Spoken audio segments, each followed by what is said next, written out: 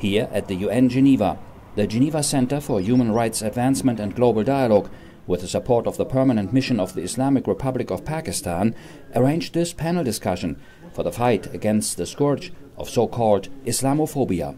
This can also be considered as a good initiative within the recent weeks and months within the United Nations system. Racism and intolerance, whether based on ethnicity, culture or beliefs, is an affront to world civilization writ large and not just to those that are targeted by it.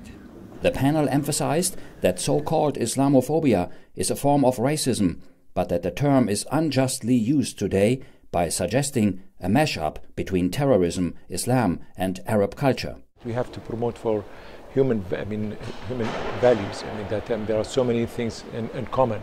So if there is any misunderstanding about Islam, I think we need to clarify it to our audience, whether in Western countries or in other parts of the world.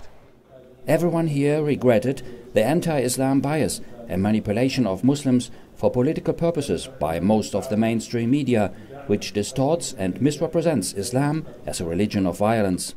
Yes, there's been a bias for many, many years.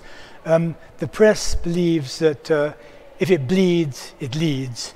The myth of a monolithic, intolerant Islam, resistant to inquiry, debate and criticism needs to be dispelled.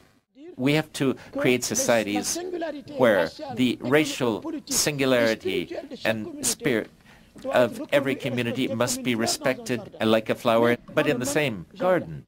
You don't say Christian terrorists or Buddhist terrorists or Hindu terrorists, but when it comes to these self-claimed Islamists, we should not accept their claim.